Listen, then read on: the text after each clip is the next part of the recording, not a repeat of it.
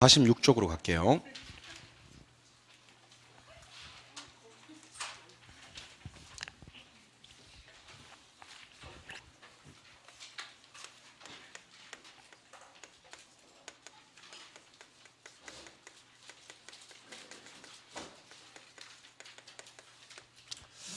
이번 시간에 할 내용은 이제 부동산 투자 분석 기법이라는 걸 할 건데, 부동산 투자 분석 기법은 뭐냐면 이제 최종적으로 어떨 때 투자를 하고 어떨 때 투자를 하지 않느냐를 결정하는 기법을 말하는 거예요. 예를 들면 좀 이따 이제 우리가 수년가라는 걸 배울 텐데, 수년가 0보다 크면 투자하거든요. 근데 수년가 0보다 작으면 투자를 안 해요. 내부 수익률이라는 게 있는데, 요게 요구 수익률보다 크면 투자를 하고요, 작으면 투자를 안 해요. 결과적으로 이제 어떨 때 투자를 하고 어떨 때 투자를 하지 않는지를 결정하는 것을 부동산 투자 분석 기법이라고 얘기를 합니다. 좀 어렵습니다. 한번 듣고 이해는 안 될 테니까 다음 주에 오시면 제가 어떻게 수업을 진행할 거냐면, 요 부동산 투자 분석 기법을 마치 안 한 것처럼 한 번 더 하고, 진짜 처음 하는 것처럼 한 번 더 하고, 감정평가론으로 넘어가려고 하고 있습니다.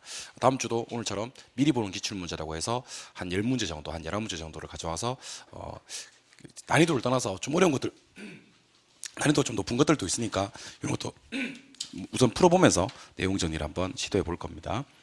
자, 부동산 투자 분석 기법의 종류는 크게 세 가지가 있습니다. 첫 번째는 할인 현금 수지 분석법이라는 게 있어요. 할인 현금 수지 분석법. 두 번째는 이제 어림셈법이라는 게 있습니다. 어림셈법. 세 번째는 이제 비율 분석법이라는 게 있고요. 비율 분석법. 결국 이제 부동산 투자 분석 기법의 종류에는 할인연금 수지 분석법, 어림셈법, 비율 분석법이 있다. 할인연금 수지 분석법은 또다시 수년가법이라는 게 있고요. 내부 수익률법이라는 것도 있고, 수익성 지수법이라는 것도 있습니다. 어림셈법은 이제 승수법이라는 게 있고, 수익률법이라는 게 있습니다. 수익률법. 비율 분석법은 일단 오늘은 대부 비율이라는 게 있고요, 부채 비율이라는 게 있어요. 다르거든요. 대부 비율과 부채 비율이 다릅니다. 그다음에 부채 감당률 하는 거 있어요. 부채 감당률. 그다음에 뭐 채무 불이익률, 총자산 회전율도 있는데 오늘은 요 두 가지 정도만 소개를 해드릴 작정입니다. 그러고 나서 다음 주에 와서 좀 이어서 이렇게 가도록 할게요. 일단 여러분들이 해야 될 행동은 이제 부동산 투자 분석 기법에 세 가지가 있구나라는 걸 먼저 기억을 하시는 거예요. 그리고 할인연금 수지 분석법 안에 또 다시 세 가지, 어림셈법 안에 두 가지, 비율 분석법 안에 총 5가지, 원래는 5가지 정도가 존재를 합니다. 근데 이 중에서 할인연금 수지 분석법은 시간 가치를 고려한다라고 얘기를 하고요, 어림셈법이나 비율 분석법은 시간 가치를 고려 못한다라고 얘기를 하거든요. 과연 시간 가치 고려한다라는 표현과 고려하지 못한다라는 표현은 어떤 차이가 있는지도 소개를 해드릴 겁니다. 근데 미리 말씀드립니다만은 오늘 수업에는 일을 못할 거예요. 다음 주 가면 지난주에 했던 요 마지막 수업이 요런 내용이었구나라는 것을 아시게 됩니다. 자, 셰프 한번 보시죠. 첫 번째로 보실 내용이 할인현금 수지 분석법인데, 할인이란 말을 살짝 빼고 현금 수지 분석법이란 말을 소개해 드리겠습니다. 현금 수지 분석법.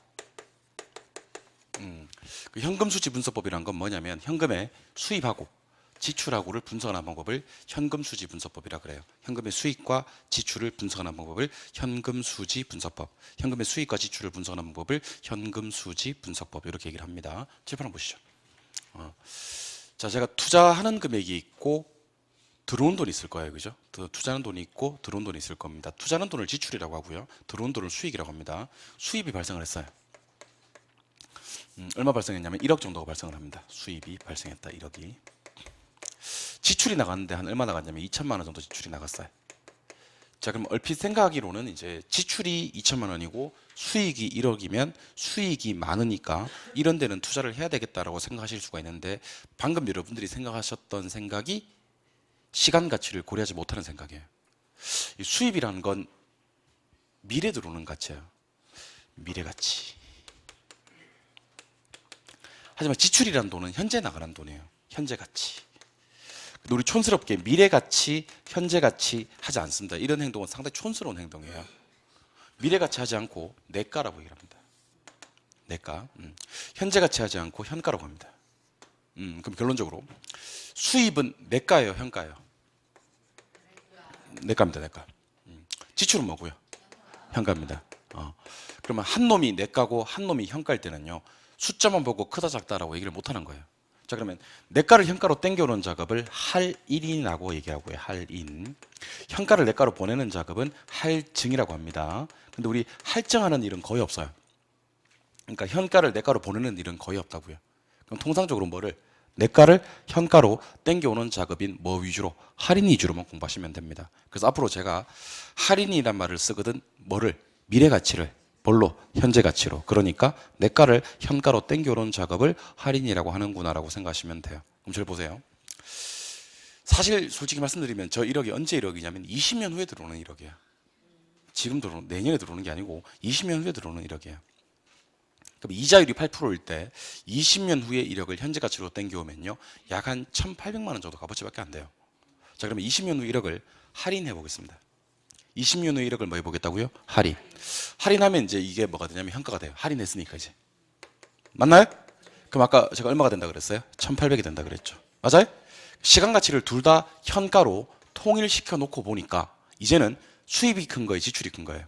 지출이 큰 거죠. 사실 여러분들 투자하셨으면 큰일 날 뻔하신 거예요. 그러니까 할인을 안 하고 미래 가치 그대로 놓고 현재 가치 그대로 놓고 숫자만 비교해서 투자를 한다면 정확한 투자 판단이 되는 거예요? 안 되는 거예요? 안 되는 거고, 그게 우리가 시간 가치를 고려 못 한다고 얘기하는 거예요. 그럼 시간 가치를 고려한다는 말은 통일시키는 거예요. 내가로 통일시켜요? 현가로 통일시켜요? 현가로. 그래서 할인 현금 수지 분석법이란 말을 쓰는 거예요. 그래서 앞으로 여러분들이랑 저랑 이렇게 공부 한번 해봅시다. 자, 현금의 수익과 지출을 분석하려고 했는데, 할인이란 말 살짝 빼고, 현금의 수익과 지출을 분석하려고 했는데 수입은 내가고 지출은 현가라서 숫자만 보고 투자 판단을 하기가 어렵잖아요. 근데 뭐 해버리니까? 할인해버리니까 이제 수입도 뭐가 되고 지출은 원래 현가니까 이제는 투자 판단이 돼야 안 돼? 되지. 지출이 더 크니까 투자하지 말자는 결론이 나오잖아. 이걸 갖다 우리는 할인연금 수지 분석법으로 한다는 겁니다. 자, 그러면 할인연금 수지 분석법은 시간 가치를 고려해요, 못해요? 하는 거예요. 고려하는 거예요. 뭐 했기 때문에? 할인했기 때문에. 이해하셨어요? 할인이라는 말이 딱 들어가는 순간 아, 뭐 했구나, 시간 가치 고려했구나라는 생각이 들어야 됩니다. 시간 가치 고려했다는 말이 얼핏 잘 이해가 안 되시면 통일시켰다고 생각하시면 돼요. 우리의 소원은 뭐니까? 통일이니까. 그러니까 앞으로 제가 여러분들한테 시간 가치 고려했다는 말이 무슨 말입니까? 그러면 얼핏 잘 생각이 안 나면 통일이요 하시면 돼요. 그럼 둘 다 내가로 통일해요, 현가로 통일해요? 그러면 현가로. 둘 다 현가로 통일하려면 뭐 해야 됩니까? 그러면 할인. 대신 얘는 할인할 필요가 없어요. 얘는 원래 현가니까.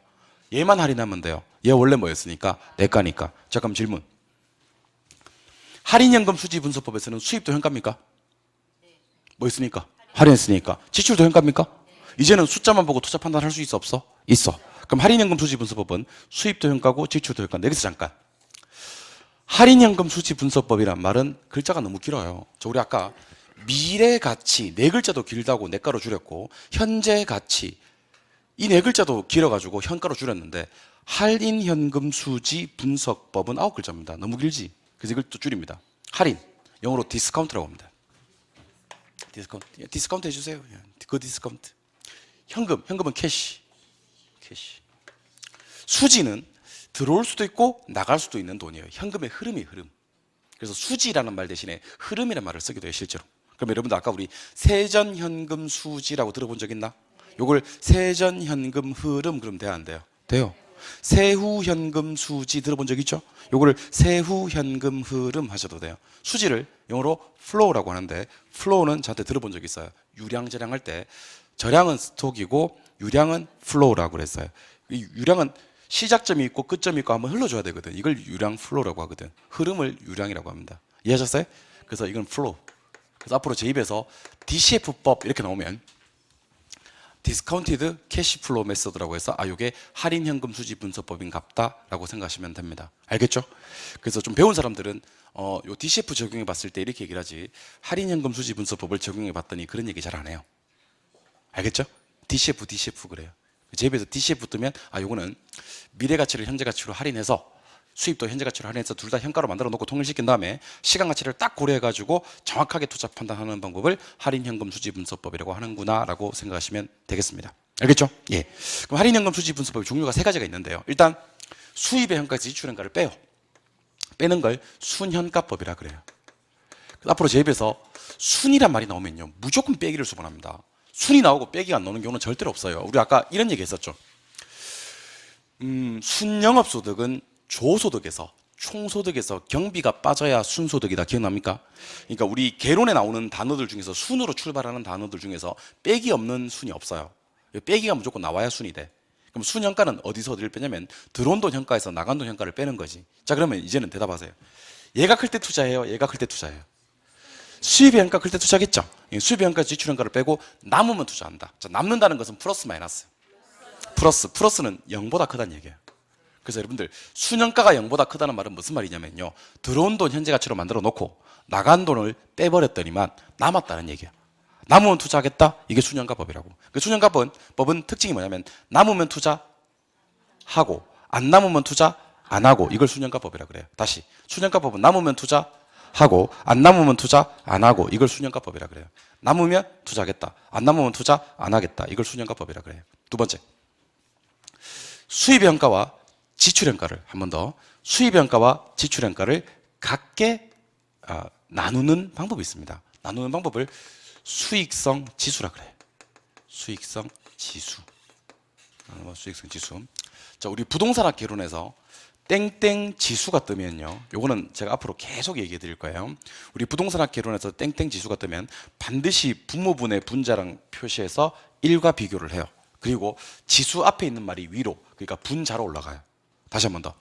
땡땡 지수가 뜨면 분모분의 분자로 표시가 된다. 됐습니까? 얘를 뭐랑 비교한다? 1과 비교한다. 그리고 지수 앞에 있는 말은 반드시 어디로 간다? 위로 간다. 분자로 간다. 자, 그럼 제가 하나는 지출 쓸 거고 하나는 수입 쓸 거예요. 그럼 수입을 밑에다 쓸까? 위에다 쓸까? 위에다 써야지. 왜냐면 이 이름이 수익성 지수거든. 무슨 지수? 수익성. 그럼 들어온 돈이 어디로? 위로. 나간 돈은 어디로? 밑으로. 맞아요? 얘가 1보다 크면 투자하겠다는 건데, 수익성 지수는 뭔지 보여드릴게요. 들어온 돈이 2천이야. 나간 돈이 1,000이고. 그럼 수익성 지수 얼마 나와요? 2가 뭔지 아세요? 2가? 2는요, 들어온 돈이 나간 돈의 2배다, 그 얘기예요.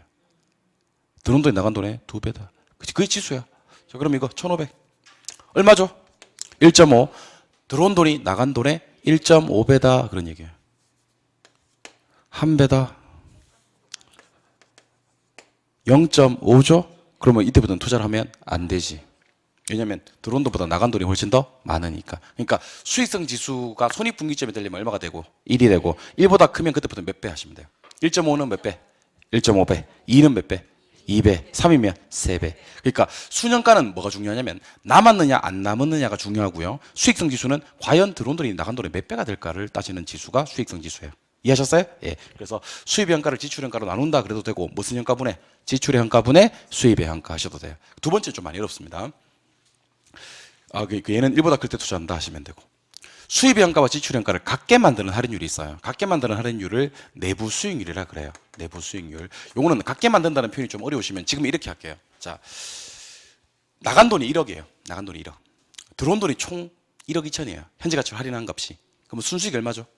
2천이죠, 그죠? 그럼 이때는 수익률이 몇 프로 나오면 20% 나와요. 그 20%를 내부 수익률이라 그래요. 뭐라고 한다고요?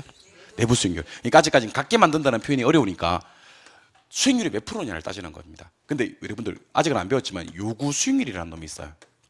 요구 수익률은요, 최소한의 이 정도만 돼줘야지 되는 수익률, 우리 흔히 얘기하는 최소한의 수익률을 요구 수익률이라 그래요. 예를 들면 이런 겁니다. 자, 내가 부동산에 투자할까 말까 고민하고 있어요. 부동산에 투자할까 말까 고민하고 있는데 은행에 넣어놨더니만 수익률이 10% 나와. 그럼 이걸 갖다가 은행에 넣어놨을 때 수익률 10%를 갖다가 우리는 요구 수익률이라 그래요. 왜 이걸 요구 수익률이라고 하냐면 최소한 이만큼은 뭐 할 거니까, 요구할 거니까. 근데 부동산에 투자했을 때 수익률이 12%야. 부동산에 투자했을 때 수익률이 12%야. 그러면 은행에 투자할 때보다 이 수익률이 좋죠. 우리 이것을 기대 수익률이라고 하기도 하고 내부 수익률이라고 하기도 합니다. 그러니까 내부 수익률은 내가 이 부동산을 통해서 기대하는 수익률을 내부 수익률이라 그래요. 근데 그건 아직까지는 그 말은 몰라도 되고, 내부 수익률이 뭐보다 클 때 투자한다, 그냥 요구 수익률보다 클 때 투자한다 하시면 됩니다. 그래서 다음 주에 제가 이해시킬 거고요. 오늘은 구경만 좀 하세요. 자, 할인연금 수지분석법은 둘 다 현재 가치로 통일시킵니까? 그러면 시간 가치를 고려합니까? 그러면 적어도 할인연금 수지분석법에서만은 수입도 현가고 지출도 현가겠네요. 예. 집에 가실 때 저한테 또 이런 얘기 하시면 안 돼요. 지금 수입이 내까지 왜 현가야? 그러시면 안 된다고요. 할인연금 수지분석법은 뭐 했으니까? 할인했으니까 수입도 현가고 지출도 현가예요. 시간같이 딱 통일시켜 놓고 두 개 빼가지고 0보다 크면 투자하는 게 무슨 법? 순현가법. 그 두 개 나눠가지고 지출의 현가분의 수입의 현가 해가지고 1보다 크면 투자하는 게 수익성 지수법. 그 두 개를 같게 만들어 가지고 요구 수익률보다 크면 투자하는 게 무슨 법? 내부 수익률법이다. 그래서 할인연금 수지 분석법의 종류는 빼는 거 수년가법, 같게 만드는 거 내부 수익률법, 나누는 거 수익성 지수법이 있으며 수년가는 0보다 클 때 투자, 내부 수익률은 요구 수익률보다 클 때 투자, 수익성 지수는 1보다 클 때 투자한다. 요것만 딱 기억하시면 됩니다. 일단 됐습니까? 예. 그리고 제가 지우지 말라고 했던 이유가 좀 있어서 그래요. 자, 일로 한번 와보세요. 어림셈법은 무슨 법과 무슨 법이 있는데? 승수법과 수익률법이 있는데. 한 번 더. 어림셈법은 무슨 법과 무슨 법이 있는데? 승수법과 수익률법이 있는데. 일로 한번 와보세요. 일로 한번 와보세요. 자, 부동산 투자로부터 발생되는 수익의 종류는, 자, 따라해보세요. 조, 순, 세전, 세후. 이어서 조순, 세전, 세후 시작. 조순, 세전, 세후가 부동산 투자로부터 발생되는 수익의 종류 4가지예요. 물론 조에는 2가지 조가 있어서 그렇지, 가능조와 유효조가 있어서 그렇지 합쳐서 조, 순, 세전, 세후. 근데 그 중에서 순수익은 얘부터 순수익이야. 순, 세전, 세후. 그래서 그냥 수익은 4개, 순수익은 3개. 조는 순수익은 아니야. 다시 그냥 수익은 4개 뭐 있어요? 조, 순, 세전, 세후. 순수익은 3개 뭐예요? 순, 세전, 세후. 그러면 조는 수익은 맞아? 근데 순수익은 아니야. 순수익이 되려면 뭐가 빠져야 돼? 경비가 빠져야 돼. 경비가 빠지고부터 순수익이야. 경비 빠지기 전에는 순수익이 아니고 총소득이거든. 자, 그러면 요거 한 번 더 물을 건데 어떻게 대답 한번 해보실 수 있겠어요? 해주셔야 돼. 내가 물었을 때 지금만 대답하지 말고. 보고 대답하는 건 아니지. 그건 사람이 그러면 안 되지. 자, 부동산 투자로부터 발생되는 수익의 종류는 몇 가지가 있습니까? 4가지가 있습니까? 뭐 있습니까? 조, 순, 조순, 세전, 세후가 있습니다. 부동산 투자로부터 발생되는 수익의 종류는 조순, 세전, 세후, 조순, 세전, 세후 4가지가 있습니다. 잠깐 7번 보세요. 순수익은 몇 가지가 있습니까? 3가지가 있습니다. 뭐가 3가지가 있냐면 그러니까 조소득은 수익은 맞지만 순수익은 아닌 거야. 자, 근데 이때 순수익 3가지는 좀 암기를 하시는 게 좋아요. 순수익 3가지는. 물론 그냥 수익도 아셔야 되겠지만 순수익 3가지는. 자, 순순수익이고요. 세전 순수익이고요. 세후 순수익이거든요. 그런데 순영업소득 같은 순수익을 갖다 우리는 종합수익이라 그래요. 무슨 수익이요? 종합수익이고요. 세전을 갖다 우리는 배당수익이라 그래요. 무슨 수익이요? 배당수익. 세후는 그냥 뭐 세후수익이라 그래요. 그럼 암기할 건 2개밖에 없네. 세후는 그냥 무슨 수익이라고 하면 되고 세후 수익이라고 하면 되는데, 세전은 무슨 수익이라고 하고 배당 수익이라고 하고 순을 무슨 수익이라고 한다? 종합 수익이라고 한다. 그러니까 종합 수익이 뭐예요? 그럼 제비사 앞으로 종합 수익이 뭐예요? 그럼 여러분들은 순 영업 소득을 얘기하고, 배당 수익이 뭐예요? 그러면 세전. 요거는 오늘 내로 암기를 좀 해주셨으면 좋겠어요. 다시 요까지. 여러분들 암기하지 마세요. 내가 암기 시킬게요. 알겠어요? 그게 여러분들 암기한 적이 없는데 암기가 돼 있는 상황. 이 제일 좋은 상황이에요. 그걸 갖다가 요즘 젊은 사람들은 뭐라고 하냐면 개이득이라 그래요. 개이득. 개이득 모르죠? 알려드릴게요. 계속. 그러니까 이렇게 뭔가를 뜻하지 않았는데 그게 아주 좋은 게 이렇게 들어오는 상황을 개이득이라 그래요. 알겠어요? 예. 그러니까 의도해서 이득이 발생한 건 개이득 아니에요. 개이득은 뜻하지 않게 이렇게 좋은 이득이 오는 걸 개이득이라 그래요. 집에 가서 한번 써먹어봐요. 앞으로 중개업 하시려면 젊은 사람들한테도 중개를 해야 될 거 아니에요. 좀 젊게 사셔야 돼, 젊게. 아시겠어요? 예. 개이득이네. 이렇게 하면 참 좋아요, 젊은 사람들은. 자, 아무튼 그걸 개이득이라고 하는데, 암기한 적이 없는데 암기가 돼 있는 상황이, 그런 상황이 개이득 상황이에요. 제가 암기시켜 드릴 테니까 잘 보세요. 부동산 투자로부터 생기는 수익의 종류는 4가지가 있습니다. 뭐 있어요? 조, 순, 세전, 세후. 순수익의 종류는 3가지가 있습니다. 뭐 있어요? 순, 세전, 세후. 이 중에서 순을 무슨 수익이라 그래요? 종합수익. 세전을 배당수익. 세후는 세후수익. 뭐 세후는 세후수익이니까 됐고, 순이 종합수익인데 이거는 왜 종합인지 나중에 알게 될 거고, 배당수익에 대해서, 배당수익이 좀 유명하거든요. 배당수익이 세전수익이에요. 세전을 배당이라고 하거든요. 그럼 왜 세전을 배당이라고 하는지에 대해서 알려드리도록 하겠습니다. 잘 보세요. 자, 1년 만기 정기 예금에 가입을 했어요. 1년 만기 정기 예금에 가입을 했는데 내가 얼마 넣냐면 은행에다 1억 넣었어요. 근데 은행에서 정기예금 금리가 몇 프로냐면 2%래요. 2%. 그럼 나는 2%의 수익을 얻을 거 아닙니까? 1억을 막 1년 동안 맡겨놨으니까. 그럼 내 통장에 1억 200이 찍히거든요. 일단은 1억 200이 찍혀. 근데 지금 여기 200이 그럼 수익인 거잖아, 그죠? 이 200의 수익이 그 유명한 세전 수익이에요. 그럼 여러분들은 1억 200에서 1억은 내 원금이니까 됐고, 2%니까 200. 200을 수령해요? 못 수령해요? 못 수령해요. 거기서 또한 30만 원 빠져. 15.4%거든. 이자 소득세가. 그러면 내가 수령하는 돈은 170만 원만 수령하는 거예요. 그럼 170만 원이 뭐냐면 세후 수익이에요. 자, 그러면 아까 방금 제가 소개해드렸던 200 있잖아요. 그죠? 200은요. 은행에서는 이 사람한테 200 준 거야, 안 준 거야? 그렇지, 준 거다. 근데 없어 보이게 준 거라고 하잖아요. 200을 배당한 거예요. 그럼 이 사람이 배당할 당시의 수익 얼마를 200을 배당 수익이라고 하는 거예요. 근데 배당은 항상 always 세전으로 배당이 됩니다. 알겠어요? 그럼 내가 수령하는 돈은 200을 수령하는 게 아니고 170을 수령한다 그랬지. 그럼 200과 170 사이에 30만 원은 누가 가져가는 거야? 정부에서 가져가는 거예요. 우리 나라라는 표현은 잘 쓰지 않습니다. 초3까지만 나라라는 표현을 쓰고요. 예. 초3 이후로는 뭐 정부, 국가 이렇게 얘기를 합니다. 알겠죠? 예. 나라는 어린이들이 쓰는 말이에요. 우리 어린이가 더 이상 어린이가 아니니까. 자꾸 어린이로 돌아가고 싶으세요? 정부가 잖아요, 정부가. 그러면 은행에서는 이 사람한테 1억 200, 200을 배당했다 그러면 돼야 안 돼요? 되지. 얘는 진짜 배당한 게 맞거든. 지가 먹은 게 아니거든. 200을 배당했지. 그럼 정부가 남은 30을 가져가는 거예요. 그러니까 배당할 때 수익은 세전이 맞고요. 30은 정부가 가져가니까 내가 세후로 수령하는 돈은 170밖에 안 되는 거지. 다시 갑니다. 마지막으로 한 번 더 할게요. 연봉이 5천만 원인 사람이 있어요. 연봉이 5천만 원인 사람이 있습니다. 5천만 원 이거 뭘까요? 세전입니다, 이거. 당연히 5천만 원 이거 세전입니다. 연봉을 세후로 얘기하는 경우는 절대로 없습니다. 왜 연봉은 세전으로 얘기하는지 아세요? 회사에서 이 사람한테 5천만 원 준 거야, 안 준 거야? 준 거예요. 진짜 준 게 맞아요. 회사에서는 하늘 우르르 부끄러움이 없다니까. 5천만 원 줬다니까. 회사가 5천만 원을 세금을 먹는 게 아니라니까. 회사는 이 사람한테 5천만 원을 배당했다니까. 그럼 정부가 소득세를 떼고 나머지 금액만 나한테 주는 거예요. 뭔지 알겠죠? 그러니까 배당할 때 수익은 항상 뭐다? 세전이고 내가 세후로 받는 수령하는 돈은 정부가 떼가는 거지 배당한 사람이 떼가는 게 아니라는 겁니다. 배당 상태의 수익은 항상 뭐다? 세전이다. 기억하시기 바랍니다. 알겠어요? 그래서 여러분들이 이렇게 가장 일반적으로 많이 보는 수익이 세전이에요. 가장 일반적으로 많이 보는 수익들이 세전이에요. 일반적으로 많이 통용돼서 쓰는 말도 세전이고요. 세후는 꼭 세후라고 명시해 줘야지 세후가 되는 거예요. 그러니까 어디 취업하실 때도 세후가 궁금하신 분들은 꼭 세후가 그러면 얼마인데요라고 물어보셔야 돼요. 알겠죠? 이거 준다 드리면 왜 예를 들면 월급을 200 주기로 했어. 왜 나한테 200 안 주는 거야? 그러면 안 된다고. 그럼 무식한 사람 얘기 들어요. 그 사람 200 줬어 안 줬어? 줬대. 그 사람 진짜 줬다니까. 배당할 때 그 사람은 200을 줬다니까. 근데 내가 수령하는 돈은 나머지 차액은 정부가 떼가는 거지. 그래서 그 급여를 지급하는 주체에서 떼가는 돈이 아니지. 그러니까 배당 수익으로 세전으로 쓴다는 걸 기억해 주셔야 됩니다. 뭔 말인지 알겠죠? 예, 다시 한번 해볼게요. 부동산 투자로부터 발생되는 수익의 종류 몇 개? 4개. 뭐예요? 순수익의 종류 몇 개? 뭐예요? 순을 뭐라 그래요? 종합 수익이에요. 세전은요, 배당 수익이에요. 세후는요, 세후 수익이에요. 그래서 앞으로 제 입에서 종합이란 말이 들어가면 어디 분자나 분모에 순이 무조건 있어야 돼. 앞으로 제 입에서 배당이란 말이 뜨면 분자나 분모에 세전이 꼭 있어야 돼. 제 입에서 세후란 말이 뜨면 당연히 세후가 꼭 있어야 되겠지. 그런데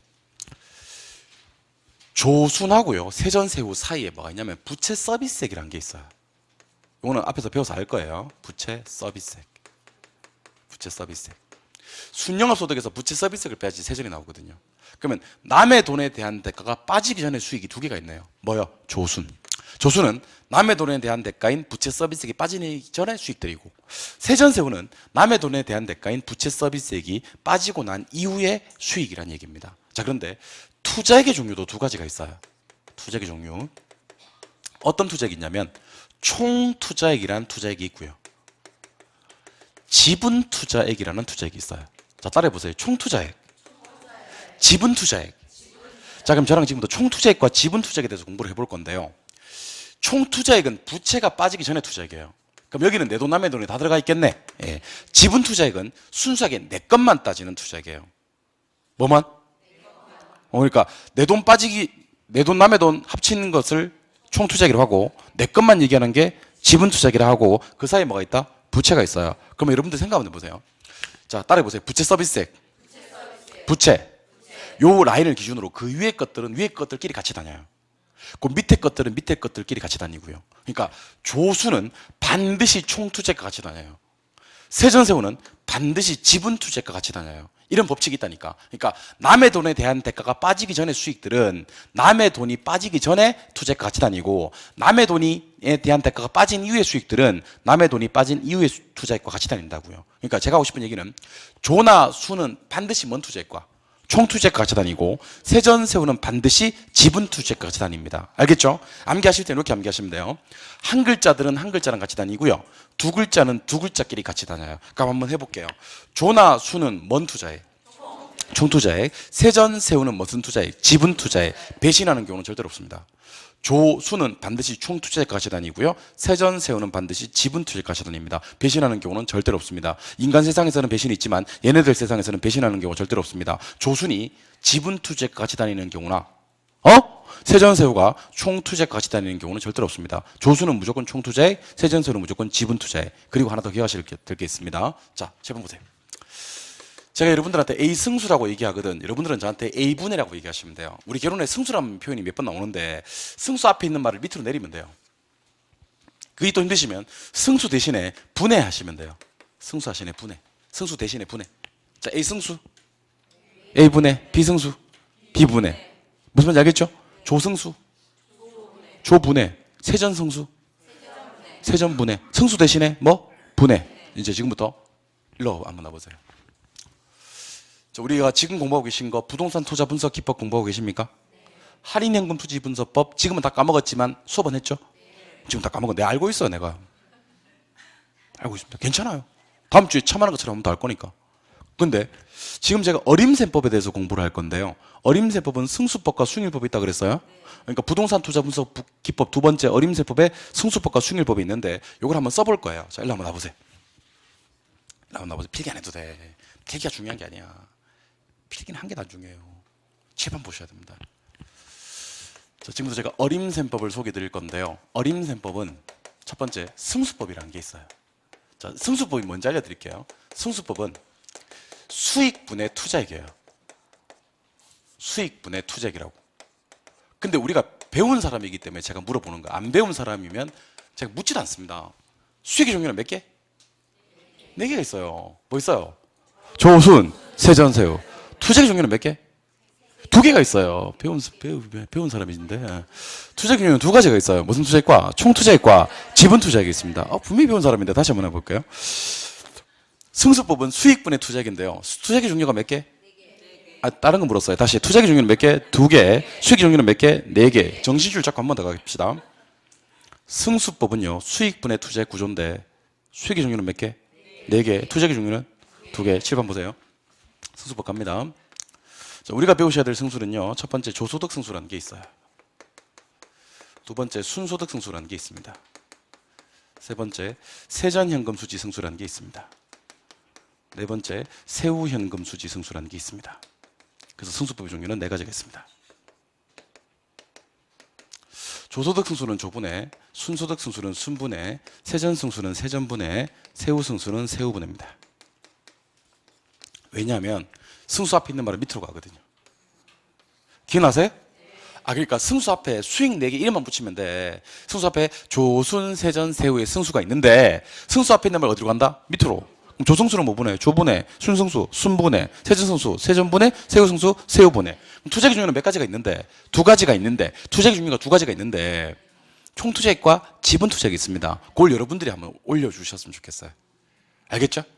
내가 안 도와드릴 테니까 여러분들이 한번 올려주세요. 조승수는 조분해, 총투자액. 순승수는 순분해, 총투자액. 세전승수는 세전분해, 지분투자액. 세후승수는 세후분해, 지분투자액 하면서 승수법이 끝이 납니다. 끝. 이번에는 어림셈법 두 번째 수익률법을 보여드릴 거예요. 수익률법. 자, 제발 잘 봐요. 수익률법은 공식이 어떻게 되냐면 투자액분의 순수익이에요. 뭐 분의 뭐라고? 투자액분의 순수익인데 투자액의 종류가 몇 개? 2개. 자, 잘 봐야 돼. 순수익의 종류는 몇 개? 그렇지. 순수익의 종류는 3개. 그래서 번호는 1번, 2번, 3번, 4번을 씁니다만은 종류는 3개밖에 없어요. 첫 번째 종합자본환원율이라고 얘기를 할게요. 두 번째는 지분배당률이라고 얘기할게요. 세 번째는 세후수익률이라고 얘기를 할게요. 보고 계시나요? 근데 우리 시험 주관식이에요, 객관식이에요? 올 객관식인 거 알죠? 종합자본 환원율 나왔을 때 제일 중요한 글자가 그럼 뭐다? 종합이고, 지분 배당률이라고 나왔을 때 배당, 세후 수익률은 뭐? 세후. 근데 위에 순수익 올려야 되잖아요. 자, 종합 수익은 뭐죠? 순. 배당 수익은 뭐죠? 세전. 세후 수익은 뭐죠? 세후. 이번에 밑에 투자액을 내려야 되잖아요. 밑에다 뭔 투자액? 총 투자액, 지분 투자액, 지분 투자액 하시면 돼요. 사실 요 1번도 뭐 하나 있긴 한데 이건 아직까지는 안 하려고요. 그래서 여러분들 적어도 공식이 어떻게 진행이 되는지는 알았으면 좋겠습니다. 그래서 제가 좀 보여드릴게요. 교재 47쪽. 교재 47쪽에 가시니까 2번에 어림셈법이라고 돼 있습니까? 예. 그 지금은 손대지 마시고요. 제가 다음 주에 필기를 한번 더 해드리려고 그래요. 왜냐면 지금 필기해 놓으면 이게 안 돼. 다음 주 다 까먹고 올 거 아니야. 그래서 다음 주로 좀 사람이 좀 기다리는 맛도 있고 기대하는 맛도 있어야지. 그쵸? 그러니까 지금은 눈으로만 봐요. 여기다 어떤 짓도 하지 말고. 자, 조소득 승수는 뭐 분해? 조소득 분해. 순소득 승수는 순소득 분해. 세전은 세전 분해. 세후는 세후 분해. 이렇게 4개 보이세요? 그리고 조순이 들어갔을 때는 위에 뭔 투자액? 총 투자액. 세전세후가 들어갔을 때는 지분 투자액. 올라왔는 거 보이십니까? 예. 오른쪽에 수익률법인데 동그라미 1번 말고 2번. 종합자본환원율이라고 돼 있나요? 여기 제일 중요한 글자는 종합. 종합은 총분의 뭐? 순. 3번에 지분 배당률이란 말이 보이나요? 여기서 제일 중요한 글자는 배당인데. 배당이 제일 중요한데. 지분 한 개도 안 중요한데. 저 지분 칼로 파버리세요. 지분 칼로 파버리세요. 그럼 지분은 칼로 파졌으니까 이제 뭐밖에 안 남았어? 배당. 배당은 지분분의 뭐고요? 세전이고요. 세후는 뭐 지분분의 그냥 세후 하시면 되는 겁니다. 나중에 요 공식을 나중에 제가 다 암기하라고 할 거예요, 여러분들한테. 지금은 암기하는 게 어렵겠지만 나중에는 조승수 뭐예요? 그러면 조분의 총. 순승수 순분의 총. 세전수 세전분의 지분, 세후순수 세후분의 지분 됐고, 종합은 총분의 순, 배당은 지분분의 세전, 세후는 지분분의 세후. 이렇게 암기하는 그날이 옵니다. 아시겠어요? 요게 암기가 되면 그 다음에는 저 시험장 바로 들어가셔도 돼요. 이제 한 장 넘길까요? 넘기시면 3번에 비율분석법이라고 되어 있습니까? 예. 1번 제목이 무슨 비율이죠? 대부비율. 2번 제목이 부채비율. 공식이 좀 다르네요. 대부비율은 부동산의 가치분의 부채 돼 있고, 부채비율은 지분분의 부채 돼 있는데 이름이 비슷하잖아요. 하나는 대부비율이고 하나는 부채비율입니다. 얼마나 헷갈리겠습니까? 그리고 하나는 분자값이 부채고요. 또 하나도 분자값이 부채예요. 그럼 뭐만 달라요? 분모가 달라요. 분모가. 부동산의 가치분의 부채는 대부비율이고요. 지분분의 부채는 부채비율인데 올해 시험에서는 2번에 있는 부채비율 시험에 나왔었어요. 그 부채비율은 지분분의 부채인데 부채분의 지분이라고 시험에 나왔었어. 뭐분의 뭔데? 지분분의 부채인데 부채분의 지분이라고. 그럼 이거는 뭐만 알면 되는 거냐면 공식만 알면 되는 거예요. 부동산의 가치분의 부채가 대부비율이고 지분분의 부채는 부채비율이다. 그리고 부채 감당률 보이시죠? 채무 불이익률 보이시죠? 총자산 회전율과 영업 경비 비율 보이시죠? 다음 주에 이걸 다 할 테니까 다음 주에 와서 정리하도록 하겠습니다. 그래서 지금 마지막으로 했던 부동산 투자 분석 기법은요, 방금 했던 필기랑 여러분들 교재다 어떻게 체크해야 될지 다음 주에 다 해드릴게요. 오늘은 일부러 제가 안 해드리는 거예요. 왜냐하면 다음 주에 학원을 오게 하려고 내가 그러는 거예요. 유도하려고. 다음 주 안 오면 찝찝하겠죠? 그 오게 된다니까. 그렇게 하려고 합니다. 좀 끊었다가 문제 풀게.